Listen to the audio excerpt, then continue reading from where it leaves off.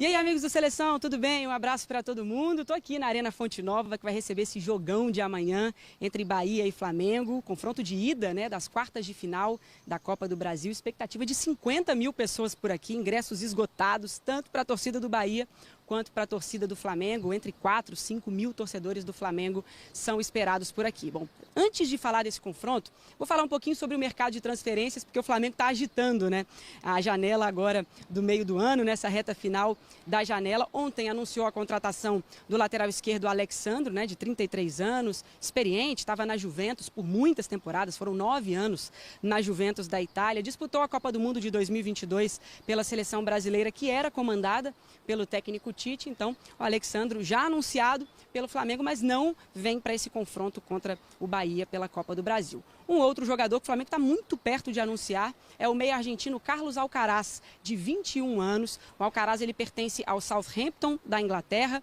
só que disputou a última temporada pela Juventus, ao lado também do Alexandro. Ele vai fazer exames médicos nos próximos dias, assinar o contrato, deve ser anunciado em breve também, e deve custar cerca de 110 milhões de reais, se tornando então a contratação mais cara da história do Flamengo, ultrapassando o Gerson. No retorno ao Flamengo custou mais ou menos ali 92 milhões de reais. Lembrando que nessa negociação do Carlos Alcaraz, da vinda do Carlos Alcaraz, o Vitor Hugo vai por empréstimo para o Southampton e aí ele vai ser repassado para um clube da Turquia. Então o Flamengo se movimentando, se reforçando, o Alcaraz que chega para ser uma opção ali para o Tite, né, no meio de campo, com o De La Cruz e o Arrascaeta ali como titulares. O Alcaraz chega para ser uma opção justamente nesse setor. Esses dois jogadores, o Arrascaeta e o De La Cruz, que são convocados constantemente, né, para suas seleções, para a seleção, né, em comum, na verdade, os dois são uruguaios. Enfim, então, o Flamengo se reforçando, trazendo jogadores importantes para essa sequência de temporada. Agora falando então sobre o confronto da Copa do Brasil contra o Bahia. O Flamengo treinou hoje pela manhã no Rio de Janeiro, viaja durante a tarde e desembarca aqui em Salvador no início da noite, por volta de 6 horas. O time deve ter algumas mudanças ali, né? Alguns jogadores foram poupados no confronto contra o Bragantino no domingo pelo Campeonato Brasileiro, não foram titulares. Por exemplo, o Fabrício Bruno, o Ayrton Lucas, o De La Cruz, esses jogadores devem ser titulares amanhã contra o Bahia. O Matheus Cunha é outro nome certo ali no time, ele que é o goleiro do Flamengo titular ali na Copa do Brasil. O Rossi, então, fica no banco de reservas. Lembrando que o Flamengo não tem o Gabigol, não tem o Arrascaeta e não tem o Pedro. Estão lesionados. A boa notícia é que o Pedro já iniciou a transição ali, né, para a preparação física e em breve deve voltar a jogar o artilheiro do Flamengo nessa temporada, que está convocado para a seleção brasileira, que vai disputar as eliminatórias para a Copa do Mundo agora no início de setembro contra o Equador e também contra o Paraguai. Mas dá para dizer que a principal novidade do Flamengo para esse jogo contra o Bahia é a volta do Tite, né? Tite que se recuperou da arritmia cardíaca que sofreu na semana passada, na altitude de La Paz, lá na Bolívia. Ficou internado, recebeu alta no fim de semana, teve que descansar ali por 48 horas. Não comandou o Flamengo contra o Bragantino, né? E voltou aos trabalhos ontem. Comandou o treino de ontem, comandou o treino de hoje. Estará na beira do campo amanhã contra o Bahia. Então, um reforço importantíssimo para o time do Flamengo é a volta do Tite recuperado aí da arritmia. Então é isso, o Flamengo desembarca no início da noite aqui em Salvador, vai tentar abrir vantagem nesse confronto de ida das quartas de final da Copa do Brasil. Um abraço para você, gente. Obrigado, Júlia. Como é que vocês avaliam o momento das duas equipes? Tem alguém em melhor momento, na opinião de vocês? O Bahia está mais inteiro, né, dentro do que é a sua escalação principal, do que tem de melhor. Os jogadores têm jogado, não tem tantos desfalques. Não significa que é um time melhor que o do Flamengo quando a gente olhar as duas escalações que vão entrar em campo, mas é um time mais estruturado dentro de um padrão que passa muito pelo quarteto de meio campo, Caio, Jean, Everton e Cauli jogando um pouco mais à frente, né, mas sendo um meio campista, Tassiano e Everaldo, com opções de banco, principalmente o Lúcio Rodrigues depois que chegou.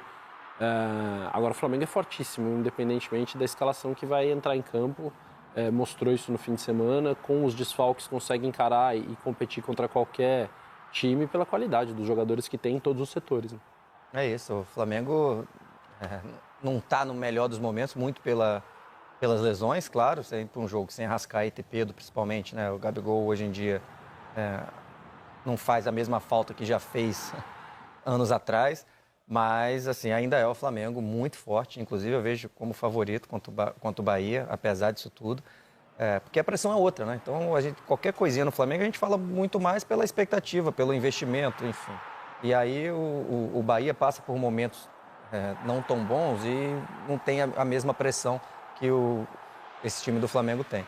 Então, eu acho que é isso.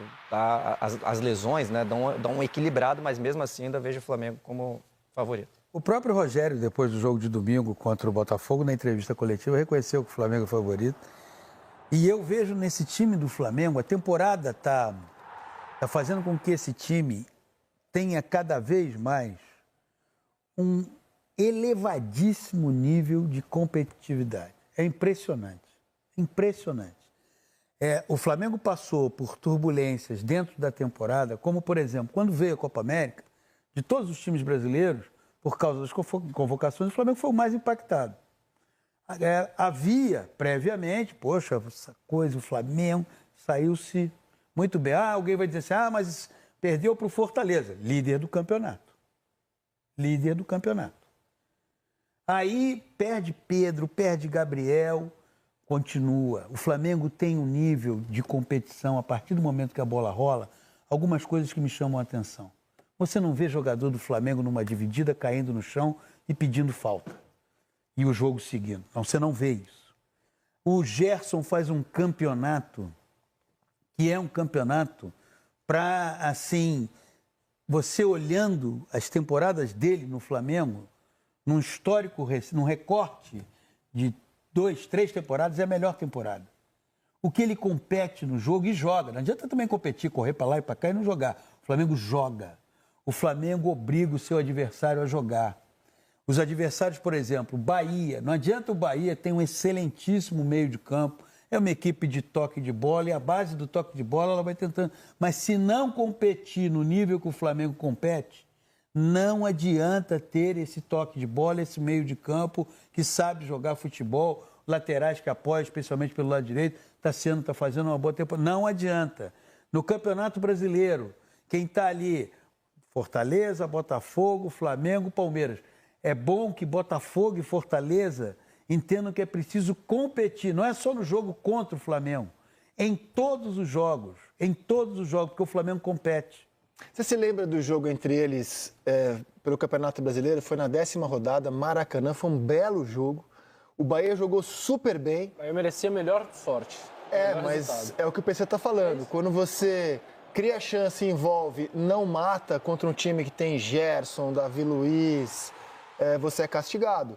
Gerson abriu o placar, o Everaldo vai empatar 1-1 e no finzinho o Davi Luiz fez o gol da vitória rubro-negra. Uma falta sofrida pelo Gerson, cobrada, e o Davi Luiz, você vai ver o gol do Everaldo. Eu acho que tinha todos os ingredientes ali, a qualidade do meio-campo do Bahia, a qualidade técnica, como o Bahia tem condições de hoje enfrentar qualquer time, mas se você não mata um jogo contra o Flamengo, você é castigado. Porque o Flamengo compete. Exato. Porque o Flamengo vence o Bahia aos 48 do segundo tempo, vai buscar um empate com o Furacão na Arena da Baixada, também aos 45.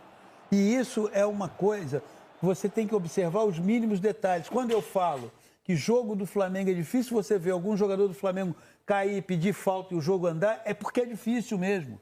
Volta e meia, o que você assiste em equipes brasileiras, é um jogador que num choque, num encontrão, cai, fica pedindo falta e o lance prossegue. E o time dele fica com -1. No Flamengo você não vê isso. Esse nível de competição faz, para mim, o Flamengo favorito no confronto, um dos favoritos, a conquista de Copa do Brasil, Campeonato Brasileiro e Libertadores. A gente vai voltar à Fonte Nova agora com as informações do Bahia com o Costa Filho. Bem-vindo ao Seleção, meu caro.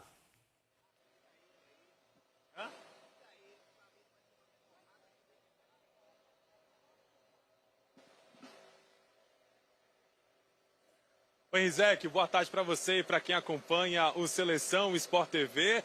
Daqui a pouquinho, né, já está tudo sendo preparado aqui na Fonte Nova, o grande confronto entre Bahia e Flamengo amanhã às 9h30 da noite. Como a Júlia falou agora há pouco aqui no Seleção Sport TV, ingressos esgotados, expectativa de casa cheia e o Bahia quer utilizar dessa atmosfera ao próprio favor, dando o primeiro passo rumo a uma classificação inédita às semifinais da Copa do Brasil. O tricolor que vem de bons jogos na temporada. Nos últimos 4 jogos são 3 vitórias e 1 empate. Detalhe de que o tricolor não foi vazado em nenhuma dessas partidas. O Bahia que confia também em outro retrospecto positivo. Na Copa do Brasil, desde a primeira fase, o tricolor baiano já fez 6 jogos da competição, são 4 vitórias e 2 empates, fazendo do Bahia o time de melhor campanha da milionária Copa do Brasil. Tricolor que faz daqui a pouquinho no CT Evaristo de Macedo, às 3h30 da tarde, a última atividade antes do duelo de amanhã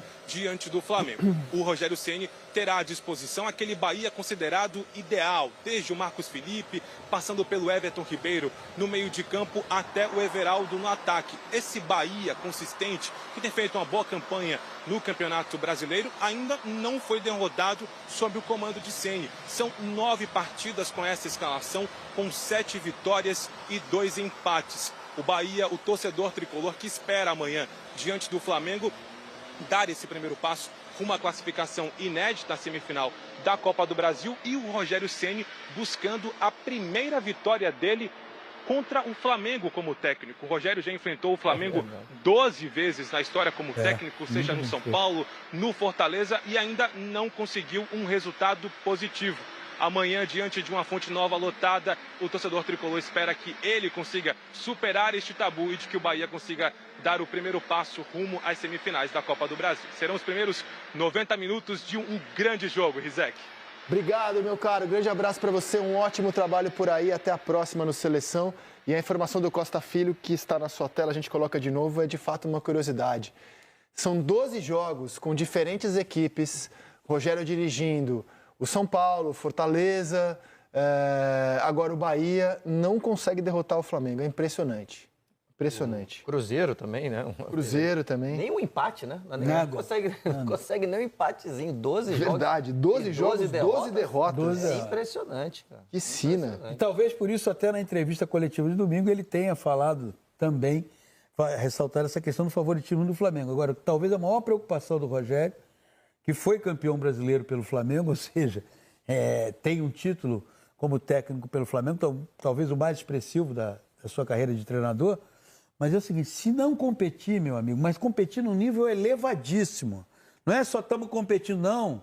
Você vai pegar um adversário do outro lado que vai competir em alto nível, porque o Flamengo compete em alto nível, independentemente da escalação que vá a campo.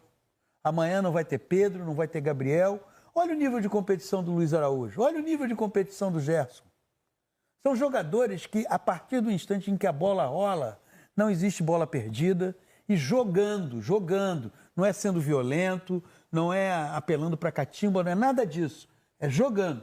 Quem quiser encarar o Flamengo, é o Bahia, e no Campeonato Brasileiro, e na Libertadores, vai ter que, no mínimo, igualar o nível de competição que esses jogadores levam a campo quando a bola rola. E como... Fala, nação rubro-negra, após o Flamengo aí anunciar oficialmente Michael, que já jogou e até fez gol de cabeça, o Flamengo anunciou Alexandro. Agora, os próximos 2 atletas que o Flamengo está próximo de anunciar é Carlos Alcaraz e Gonzalo Montiel. Alcaraz fez seu exame médico hoje, deu tudo ok e o atleta vai assinar em definitivo com o Flamengo. O outro aí também é o Gonzalo Montiel, que só falta aí fazer o exame médico para poder assinar a documentação.